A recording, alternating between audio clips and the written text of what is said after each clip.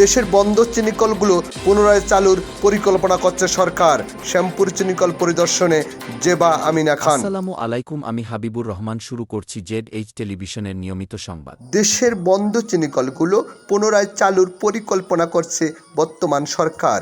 গণপ্রজাতন্ত্রী বাংলাদেশ সরকারের মাননীয় প্রধানমন্ত্রী তারেক রহমান দিনরাত নির্লসভাবে দেশের উন্নয়নের স্বার্থে বিভিন্ন পরিকল্পনা নিয়ে কাজ করে যাচ্ছেন। বন্ধ শ্যামপুর চিনিকল পুনঃচালুর পরিকল্পনায় 11 জুলাই সকাল 11:30টায় চিনিকল পরিদর্শন করেন সংরক্ষিত মহিলা সংসদ সদস্য জেবা আমিনা খান। পরিদর্শনকালে এমনটাই বক্তব্য প্রদান করেন। শ্যামপুর চিনিকল পরিদর্শনের সময় তার সাথে উপস্থিত ছিলেন রংপুর জেলা পরিষদের প্রশাসক ও রংপুর জেলা বিএনপির আহ্বায়ক সাইফুল ইসলাম, মিল্ক ভিটা এর মহাব্যবস্থাপক এনায়েত করিম চৌধুরী, রংপুর জেলা স্বেচ্ছাসেবক দলের আহ্বায়ক আল ইমরান সুজন, রংপুর জেলা স্বেচ্ছাসেবক দলের সদস্য জুবাইর সিদ্দিকী সাদ্দাম, শ্যামপুর চিনিকল এমপ্লয়িজ ইউনিয়নের সভাপতি আক্তারুল বাদশাহ, গোপালপুর ইউনিয়ন বিএনপির সহসভাপতি ইউনুস আলী, বদরগঞ্জ উপজেলা নির্বাহী অফিসার আঞ্জুমান সুলতানা, বদরগঞ্জ থানার ভারপ্রাপ্ত কর্মকর্তা হাসান জাহিদ, গোপালপুর ইউনিয়নের চেয়ারম্যান শামসুল আলম সহ স্থানীয় গণ্যমান্য ব্যক্তিবর্গ। সংসদ সদস্য জেবা আমিনা খানকে ফুলেল শুভেচ্ছা জ্ঞাপন করেন স্থানীয় বিএনপি ও অঙ্গ সংগঠনের নেতাকর্মীবৃন্দ। পরিদর্শনের সময় তিনি আরও বলেন, বেকারত্ব দূরীকরণের লক্ষ্যে কর্মসংস্থানের ব্যবস্থা করার প্রচেষ্টায় মাননীয় প্রধানমন্ত্রী দিনরাত নানা পরিকল্পনা করে যাচ্ছেন। কে কাকে ভোট দিয়েছে সরকার এটা দেখবে না, জনগণের উন্নয়নের জন্য সরকার কাজ করে যাবে।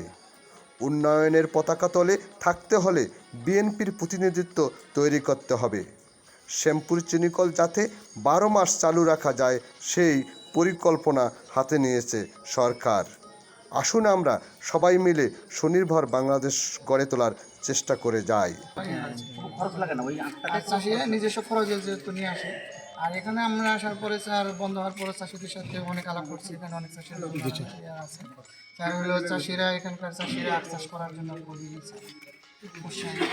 এখানে আপনাদের যে চাষ হয়, আমাদের তো বাংলাদেশে আমাদের আখ তো খুব শুকনো শুকনো, তাই না? তো হাই ইল্ডিং কিছু করা যায়? যায় স্যার, হ্যাঁ, যায় করা কিছু। এটার একটা পরিকল্পনা। এটা হলো হাই ইল্ডিং ভ্যারাইটিটার জন্য আমাদের যে ডিএসআরআই আছে, আমরা কি শুরুতে ওনারাই স্যার হলো এই ক্যানের অ্যানালাইসিস নিয়ে ওনারাই স্যার ক্যানটা যে সুগার ক্রপের জন্য এইটা এর আওতায় যে কতগুলো আখ ছিল, আখের যে রোয়ার ছিল, কৃষক ছিল, এটা এই সময়ের মধ্যে আখগুলো কোথায় দিচ্ছে? এরা জয়পুরহাটে দিচ্ছে। আমাদের এই শ্যামপুর এরিয়ায় গত বছর প্রায় 300 একরের মতো ছিল, এটা জয়পুরহাটে দিচ্ছে। এবং এটা কি কন্ট্রোল কি আপনারা ওই জয়পুরহাটকে দেওয়ার জন্য সহযোগিতা করতেছে না কারা করতেছে? না, আমরা তো ইনভেস্টমেন্ট জয়পুরহাট করে, ম্যান পাওয়ার আপনাদের না আমাদের কোনো ম্যান পাওয়ার জয়পুরহাট আমাদের জোন এরিয়ার মধ্যে জয়পুরহাট সুগার মিল ইনভেস্ট করে তাদের এমপ্লয়ের মাধ্যমে মহিমাগঞ্জে আগে এর কভার করতেছে। জয়পুরহাট কভার করে। তো এখন তো চাষিদের সাথে আমরা যেটা আলাপ করছি, চাষিরা তো এখন আখ চাষ করার জন্য এটাকে করতে গেলে তাহলে এখানকে বিকল্প চিন্তা ভাবনা, যেমন এটা রুগ্ন হয়ে গেছে। স্যার আপাতত যে বাজার আছে স্যার আখের, এখন 4 মাস পর্যন্ত মিল চালা সম্ভব। যদি 4 মাস আমার শ্যামপুর মিল 4 মাস চলা সম্ভব। বরাদ্দ দরকার। আমাদের এখানে 5 জন কর্মকর্তা আছে, আমি সহ 5 জন আছে। এর মধ্যে গভর্নমেন্ট থেকে এইসব রুগ্ন বা যেগুলো নিয়ে আছে এগুলো সচল করার জন্য একটা মিটিং হয়েছিল রংপুরে। সেই মিটিংয়ে ছিলেন কি? আমরা ছিলাম। হ্যাঁ, ওখানে শ্যাম্পু সুগার মিলের ব্যাপারে কিন্তু আলোচনা হয়েছে। আমি ছিলাম।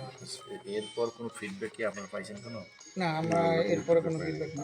আচ্ছা, আপনাদের যে প্রস্তাবনাগুলো আছে, আপনাদের প্রস্তাবনা এবং এখানকার লোকাল যারা দীর্ঘদিন এগিয়ে আছে প্রস্তাবনাগুলো যদি আপনারা আমাদের ওনাকে দেন, তাহলে এটা নিয়ে আমরা কাজ করব। News desk ZS television.